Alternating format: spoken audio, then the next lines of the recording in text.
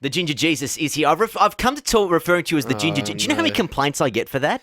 Mate, I can't even condone that because it just gives me flashbacks to the Beatles, and I'm just like, I like cool that the fans are like into it, but just maybe stray away from a name that's so offensive. Hey, as I said to you a moment ago, I was in London last week and I was hanging with Taylor Swift, and I because there's a lot has been made about your friendship with her, right? Yeah. The music that you're writing, she's taking you on tour in the US, which is monumental. Yeah, 2 weeks, man. Monumental it starts, right? She had this to say about you. I mean, he's one of my best friends, and we never worry that the other one's gonna like get an idea from one of our new songs. It's really fun to be able to have friends that do what you do. Because I was talking to her about, because she's saying that you two share new music with each other, and I was like, are you ever worried? Because, music is competitive, right?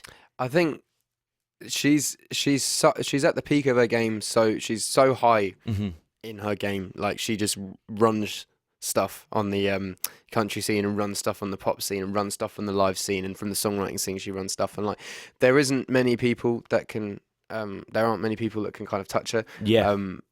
Musically, and I do a completely different thing. We both do completely different things, and I think that's why it's so healthy. So she and I can't necessarily sit down with our singer-songwriter friends and go, this is a new song, because one person might be like, cool, I'm taking that idea and kind of run with it, whereas I can sit down with her. We sat down the other night and literally just swapped songs back and forth, just like, oh, here's a new one of mine, well, here's a new one of mine, without any fear that we just had a love for each other's songs rather than we were trying to work out what's going on. Has she cooked for you recently? Because she made you apple pie once. No, she ordered In-N-Out burger. Oh, yeah, that's still good. Still good. That's still very good. And I had tomato soup because I'm like I'm just like a model now and stuff. Yeah, okay. Oh, you have been touring this Plus album for how long now? 2 years now. Are you ready to move on to the next album? Are you started work on the next album, or is that not even?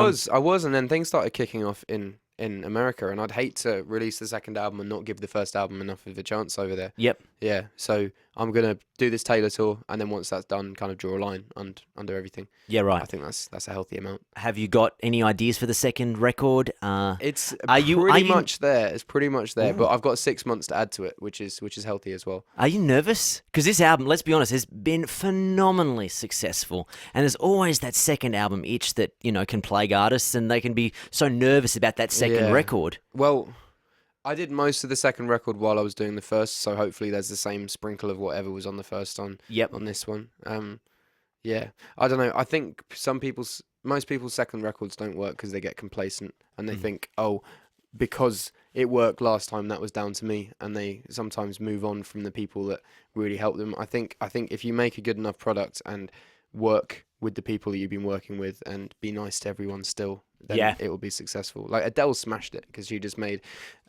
It was kind of the same to 19, but better. And she just stepped it up and then just used the whole machine and just blew her up. It's amazing. Smallzy's Surgery.